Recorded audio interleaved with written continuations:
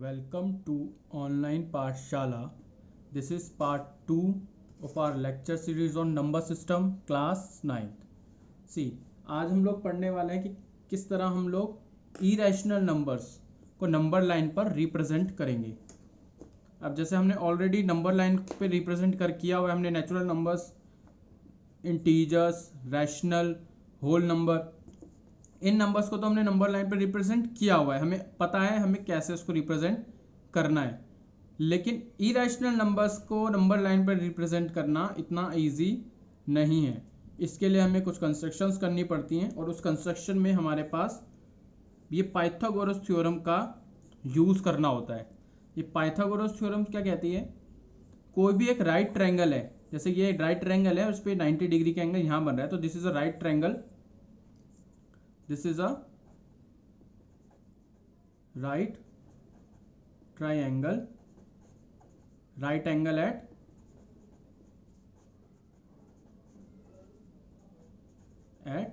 B. B पे right angle बन रहा है, ये B पे 90 डिग्री का राइट एंगल बन रहा है. तो किसी पाइथागोरस की थ्योरम क्या कहती है कि कोई भी राइट ट्रायंगल हो तो उसकी साइड्स के बीच में क्या रिलेशन होता है? तो उसके साइड के बीच में रिलेशन होता है कि जो उसकी हाइपोटेनस होती है ना, उसका स्क्वायर उसके परपेंडिकुलर के स्क्वायर और उसके बेस के स्क्वायर के सम के इक्वल होता है. यानी कि hypotenuse square equal to perpendicular square plus base square. ठीक है, तो इसी का यूज़ करके हमें रूट टू, जैसे कि आपका एग्जाम्पल नंबर 3 है, उसमें रूट टू को रिप्रेजेंट करना है हम लोगों को नंबर लाइन के ऊपर.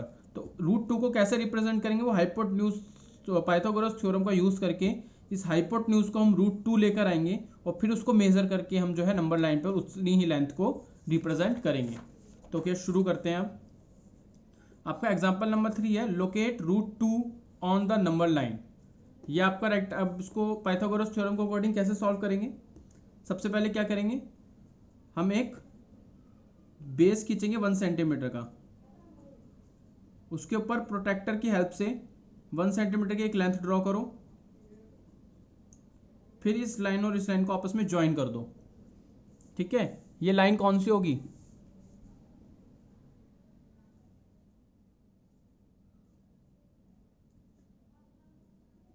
ये लाइन होगी ए बी सी. ये तीनों लाइन है हमारे पास. ठीक है, अब इन तीनों लाइंस के बीच में कैसे रिलेशन? अब देखो, पाइथागोरस थ्योरम क्या कहती है कि हाइपोटेनस का स्क्वायर जो है बेस स्क्वायर और परपेंडिकुलर स्क्वायर के सम के बराबर होगा. यानी A C square equal to A B square plus B C square. A B कितना है 1, बी सी कितना है 1, दोनों का स्क्वायर सॉल्व करेंगे, 1 स्क्वायर इज 1, 1 स्क्वायर इज 1, दोनों को ऐड करेंगे तो ए सी स्क्वायर इक्वल टू 2 और यहाँ से ए सी मेरा रूट 2 आ गया. ठीक है, यानी कि मुझे ये ट्रायंगल फॉर्म करना है नंबर लाइन पर. तो आप कोई भी एक नंबर लाइन ड्रॉ कर लो, कोई भी एक नंबर लाइन ड्रॉ कर लो आप.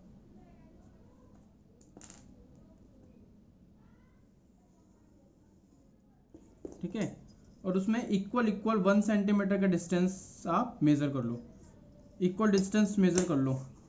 अब जैसे मान लो ये मैंने एक लिया यहाँ पे पॉइंट, ये एक ये पॉइंट लिया, एक ये आप इसको मेज़र कर लो 1 डिस्टेंस का. ये सारे पॉइंट मैं 1 सेंटीमीटर डिस्टेंस के ले रहा हूँ आपके सामने. ठीक है, अब इसमें से कोई भी एक पॉइंट को हम 0 मान लेंगे, तो ये हमारा सेंटर पॉइंट हो गया 0. तो अब यहाँ से यहाँ तक का डिस्टेंस कितना है? ये वाला, ये 1 सेंटीमीटर का डिस्टेंस है. और प्रोटेक्टर की हेल्प से 90 डिग्री का एक एंगल आप बना लो और उसकी लेंथ भी आप कितनी रखो? 1 सेंटीमीटर. This is 1 centimetre. ठीक है, और उसके बाद आप इन दोनों लाइन को मेजर कर लो. ठीक है, तो ये लाइन कितनी होगी? अभी हमने सॉल्व किया ना, ये भी 1 है और ये भी अगर 1 हो तो ये लाइन कितनी होगी हमारी? ए सी लाइन ए सी हमारी कितनी होगी? रूट 2. ये रूट 2 आ गई. अब इसी को ही हम मेज़र करेंगे,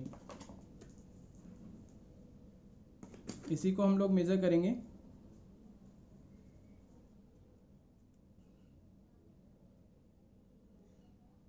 यहाँ कंपास रखो और इसको इसकी लेंथ तक मेज़र करो इसको, ये और यहाँ से कंपास से ड्रॉ करो, जो मेज़र करी पूरा प्रॉपर, उसके बाद इसको ड्रॉ करो।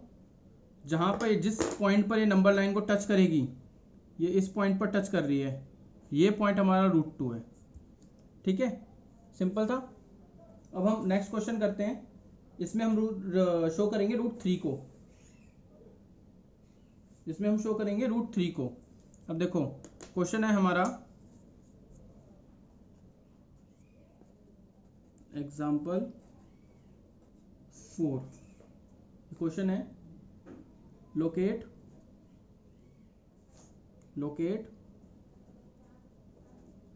√3 on the number line, on the number line. Same हम लोगों को क्या करना है, एक नंबर लाइन ड्रॉ करेंगे सबसे पहले। तो एक नंबर लाइन ड्रॉ करेंगे हम लोग।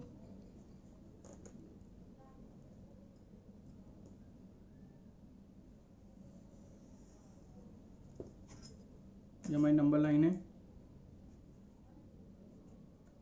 इसमें 1 सेंटीमीटर के डिस्टेंस ले लेंगे हम लोग।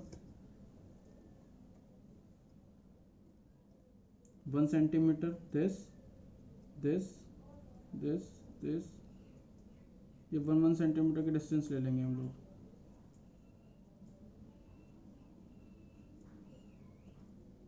वन सेंटीमीटर का डिस्टेंस ले लिया।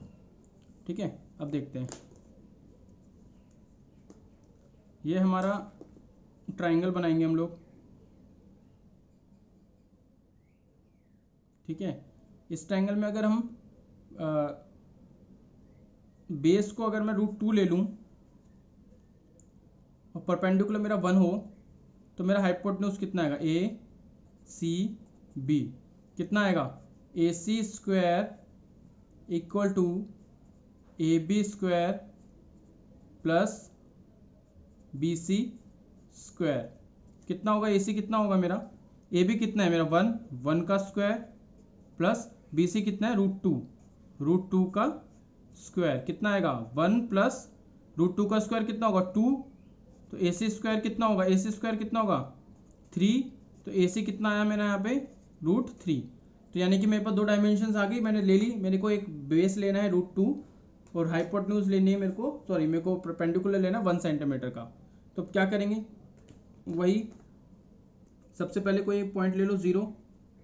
इस 0 पॉइंट के बाद यहाँ से यहाँ तक की लेंथ को कितना लिया हमने 1। अब हम √2 तो मेजर कर नहीं सकते, √2 तो हम लोग को पहले ये बनाना पड़ेगा, √2 का बनाना पड़ेगा। तो क्या करेंगे, वही प्रोसेस करेंगे जो √2 के लिए करते थे। ये 1 सेंटीमीटर का यहाँ लेंगे, 1 सेंटीमीटर, और फिर यहाँ पे प्रोट्रैक्टर की हेल्प से एक 90 डिग्री का एंगल ड्रॉ करेंगे और 1 सेंटीमीटर की लेंथ लेंगे उसकी, और जो भी हमारी लेंथ आई उसको हम ज्वाइन कर देंगे इन दोनों पॉइंट से।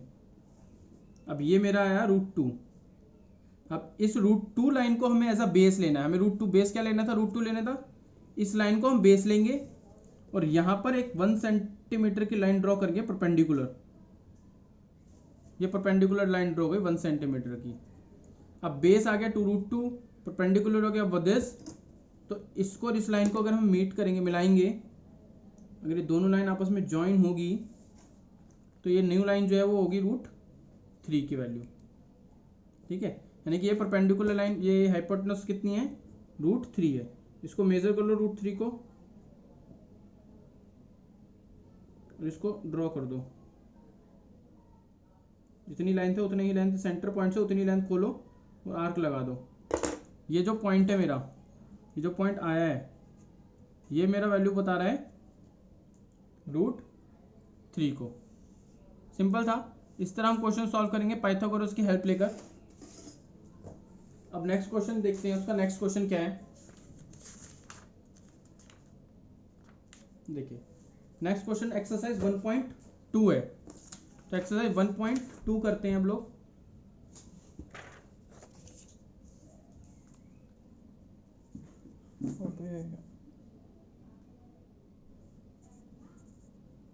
एक्सरसाइज 1.2। अब देखो 1.2 एक्सरसाइज में क्या करेंगे हम लोग।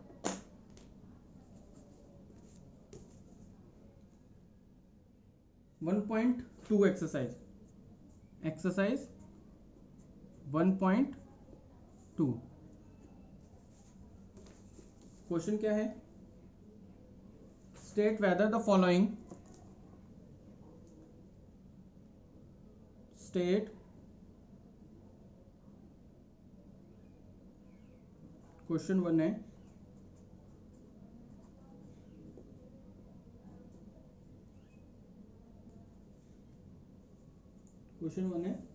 State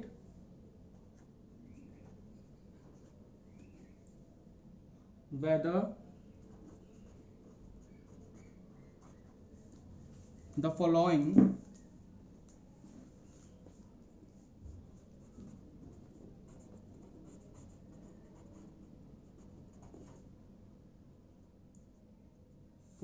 statements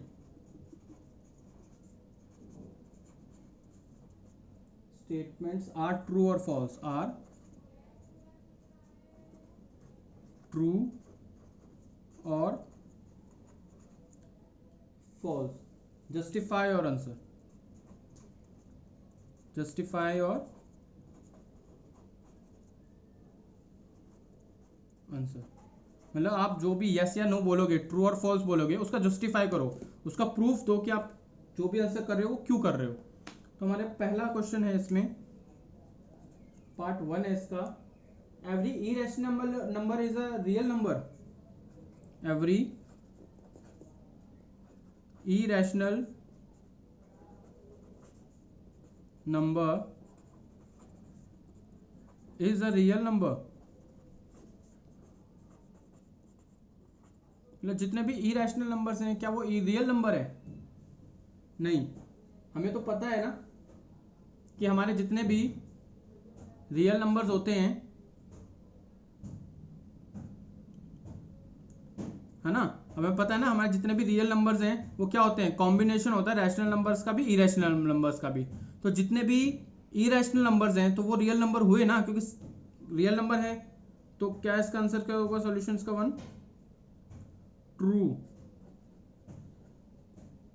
since the collection of real number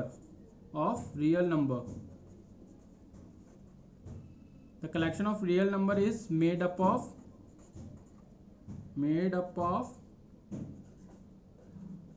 rational and irrational number।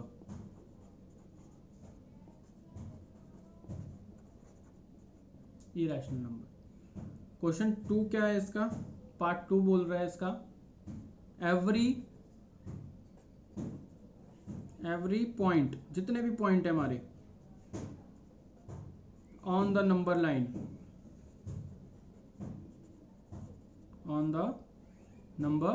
Line is of the form root m, where m is a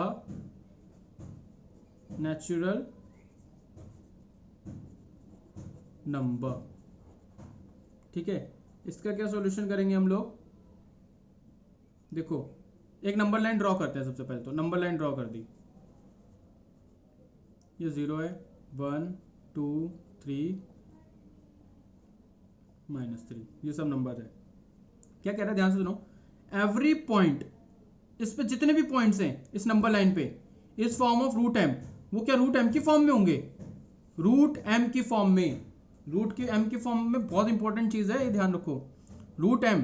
तो अगर मैं मान लेता हूं कि मैं ले रहा हूं रूट टू, तो हम रूट 2 को तो रिप्रेजेंट कर चुके हैं, है ना, जहां पे m मेरा एक नेचुरल नंबर है। नेचुरल नंबर क्या होते हैं? नेचुरल नंबर्स क्या होते हैं? 1 2 3 4 5 6, है ना। लेकिन नंबर सिस्टम में तो 0 भी है, नंबर लाइन पे तो 0 भी आ रहा है, नेगेटिव टर्म्स भी आ रही हैं।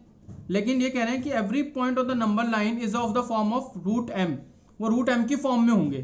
क्या ये पॉसिबल है? क्योंकि अगर मैं नंबर लाइन का -2 लेता हूं पॉइंट, तो ये तो इसको कॉन्ट्राडिक्ट कर रहा है कि m तो एक नेचुरल नंबर होना चाहिए, this is not a natural number. तो इससे पता चलता है कि रियल नंबर की लाइन पे हर नंबर रूट m की फॉर्म में नहीं लिखा जा सकता। तो इसका आंसर लिखेंगे false as negative number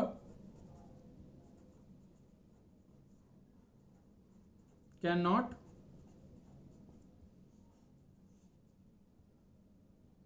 B expressed. उसको एक्सप्रेस नहीं कर सकते ना, किस चीज में एक्सप्रेस नहीं कर सकते, रूट की फॉर्म में, as the square root of any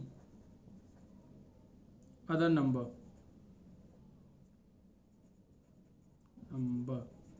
देखो क्यों नहीं कर सकते, एक तो देखो, एक तो हमने ये प्रूफ कर दिया कि देखो कि भाई m जो है एक इंटीजर है, और एक इंटीजर नंबर ही हमें, सॉरी, एक नेचुरल नंबर है और एक नेचुरल नंबर की फॉर्म में होना चाहिए रूट m, मतलब रूट के अंदर जो भी वैल्यू होगी वो एक नेचुरल नंबर होनी चाहिए। ये तो एक अलग बात हो गई।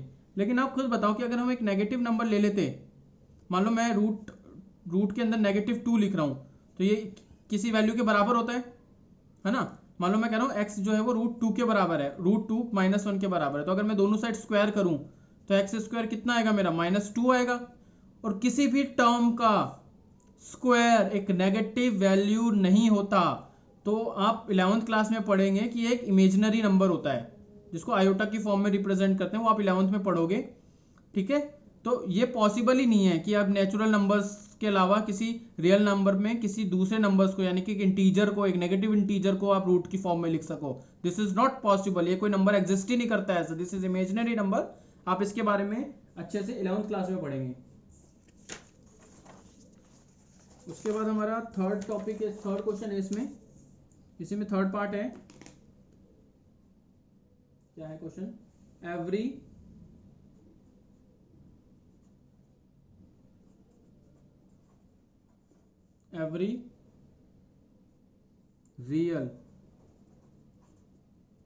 real number is a every real number is an irrational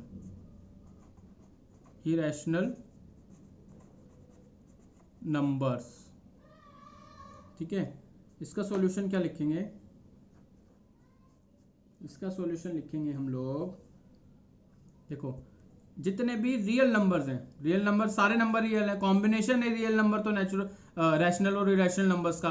और रैशनल नंबर में आपके सारे नंबर आते हैं हमारे। रैशनल नंबर क्या होता है, रियल नंबर का क्या है, रियल नंबर दो पार्ट में डिवाइड है, रैशनल और irrational.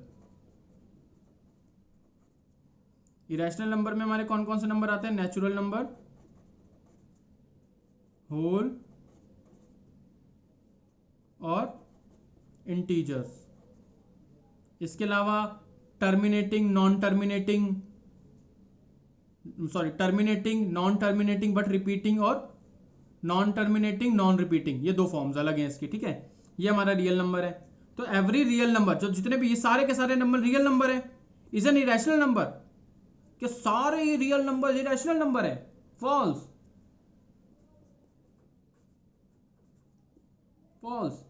As real number include कर रहे हैं ना वो दोनों, इंक्लूड करते हैं both rational and irrational numbers। therefore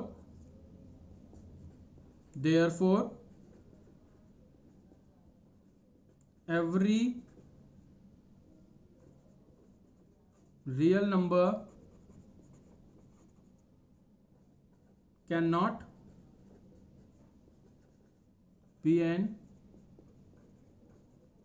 irrational।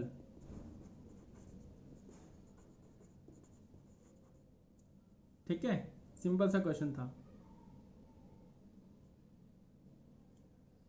अब इसका क्वेश्चन करते हैं, question number 2। Are the square root of all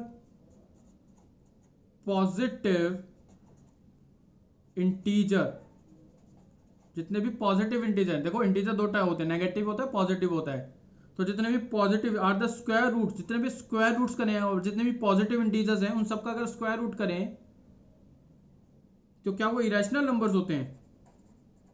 irrational. अगर नहीं होते, if not, give an example of the square root of a number that is a rational number। ठीक है, अब देखो हमारे जितने भी पॉजिटिव नंबर्स हैं, जितने भी हमारे पॉजिटिव नंबर्स हैं, कौन से पॉजिटिव इंटीजर्स कौन से हमारे? 0, 1, 2, 3, 4 एंड सो ऑन, ये सारे के सारे मेरे पॉजिटिव है। अगर इन सबको रूट में रख दूं मैं, यार द स्क्वायर रूट्स कर दूं मैं ऑल पॉजिटिव इंटीजर, इन सबका अगर स्क्वायर रूट कर दूं, ये इसका भी स्क्वायर रूट कर दिया, इसका भी कर दिया, इसका भी कर दिया, तो 0 का स्क्वायर रूट क्या आएगा? 0। 1 का स्क्वायर रूट क्या आएगा? 1। √2 का कितना आएगा? √2। √3 का कितना आएगा? √3। √4 का कितना आएगा? 2। √4 का कितना आएगा? 2, क्योंकि अगर मैं 4 का एलसीएम निकालूं तो 2 2 जा 4, 2 1 जा 2। जब हम स्क्वायर रूट सॉल्व करते हैं ना तो एलसीएम निकालते हैं। एलसीएम निकालने के बाद उसका जितना भी एलसीएम है, यहाँ पे प्राइम फैक्टर्स आते हैं एलसीएम निकालने पे, और इन प्राइम फैक्टर्स का पेयरिंग करना पड़ता है। यहाँ पे 2 पेयरिंग है, उसको 2 बार 2 का पेयर है तो उसको 1 बार लिखेंगे, तो कितना आया? 2 आया, तो √4 का 2 होता है। अगर मैं √5 करूं तो √5 ही आएगा। ठीक है, अब हमने क्या ऑब्जर्व किया? क्वेश्चन कह रहा है are the square roots of all positive integers, पहले मैंने इंटीजर लिखे उनका स्क्वायर रूट कर दिया, इज इरेशनल। क्या ये इरेशनल है? No, this is not a irrational number and this is not a irrational number. इसका मतलब क्या है? जितने भी स्क्वायर रूट्स करें हैं किसी भी पॉजिटिव इंटीजर के, तो जरूरी नहीं है कि वो एक इरेशनल नंबर ही आए, वो एक होल नंबर भी आ सकता है, एक नेचुरल नंबर भी आ सकता है, और इट माइट बी कि वो एक इरेशनल नंबर भी आए। सो मैंने एग्जांपल दे दिया आप लोगों को, तो इसमें क्या लिखूंगा? इफ, सॉल्यूशन लिखो, इफ नंबर्स सच दैट, जैसे √4 है, √4 कितना आता है? 2, और इसके अलावा √8 9 √9 कर दो आप, √9 वो कितना आएगा? 3 आर considered then 2, लास्ट का पेज हिलता है बहुत, 2 and 3 are rational numbers।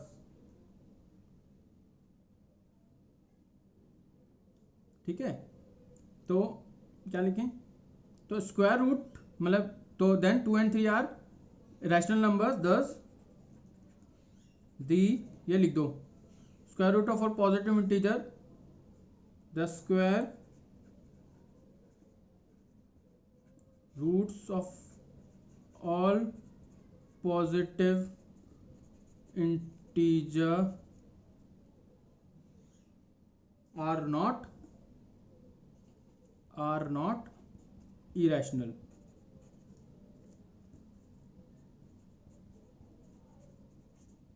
ठीक है, जितने भी पॉजिटिव इंटीजर्स हैं वो सारे के सारे नंबर्स हमारे इरेशनल नंबर्स नहीं होते। ठीक है, नेक्स्ट क्वेश्चन करते हैं। लास्ट क्वेश्चन है इस एक्सरसाइज का, और इस वीडियो का भी लास्ट क्वेश्चन है। इसमें क्वेश्चन में हमें क्या शो करना है? क्वेश्चन नंबर 3 है, शो हाउ √5, शो करना है how √5 can be represent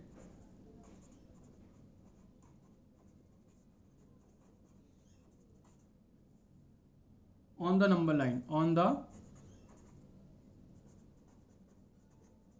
number line। अब देखो √5 को कैसे रिप्रेजेंट करते हैं। ये एक ट्रायंगल की ड्रॉ करते हैं हम। सबसे पहले एक राइट ट्रायंगल ड्रॉ करा, ये 90 डिग्री का एंगल यहाँ पे बनाया, नाम दे दिया ABC, ठीक है।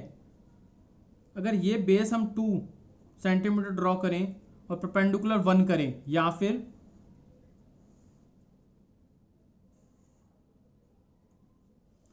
बेस 1 सेंटीमीटर ड्रॉ करें और परपेंडिकुलर 2 सेंटीमीटर ड्रॉ करें, क्या आएगा। अगर मैं इसकी बात करूं तो इसका हाइपोटेन्यूज कितना आएगा, AC स्क्वायर कितना आएगा, 1 का स्क्वायर यानी कि 1 प्लस 2 का स्क्वायर यानी कि 4 यानी कि 5, तो AC कितना आएगा √5। यहां देख लेते हैं AC कितना आएगा, यही होता है ना AC, रूट के अंदर क्या होता है, 2 2 4 प्लस 1, कितना आएगा AC √5, ठीक है। तो या तो हम बेस को 2 ले लें तो परपेंडिकुलर 1, या परपेंडिकुलर को बेस 2 ले लें और बेस को 1 ले लेते हैं, ठीक है। अब एक हम नंबर लाइन ड्रॉ करेंगे और उसके बाद वही प्रोसीजर है जो हमने √2 और √3 की वैल्यूज को फाइंड करने के लिए किया था। देखो एक नंबर लाइन ड्रॉ करो, इस नंबर लाइन को ड्रॉ करने के बाद इसमें इक्वल पार्टीशन करो इसका, जैसे 1 2 3 4 5 6 7 8 9 10,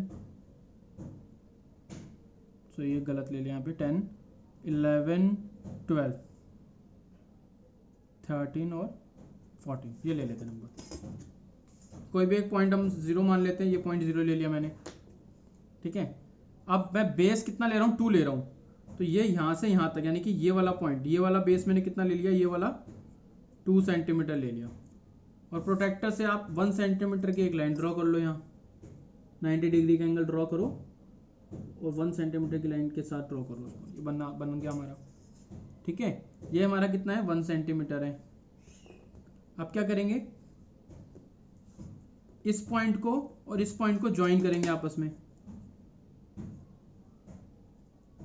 ये दोनों पॉइंट्स आपस में अगर ज्वाइन होंगे हमारे तो कितना आएगा, अभी हमने प्रूफ किया, ये कितना आएगा, √5 आएगा। बस अब कंपास को रखो सेंटर पॉइंट पे, इसकी लेंथ जितना, इसको खोलो कंपास को, कंपास को खोलो और यहाँ पे ड्रॉ कर दो आर्क। ये जो पॉइंट है हमारा, दिस पॉइंट, दिस इज √5, ठीक है। तो इस तरह हमने आज सीखा कि किस तरह हम एक इरेशनल नंबर को एक नंबर लाइन पर रिप्रेजेंट करते हैं। इसके बाद हम नेक्स्ट वीडियो जो है कल बनाएंगे और उसमें हम एक्सरसाइज 1.3 और उसके कुछ एग्जांपल्स सॉल्व करेंगे।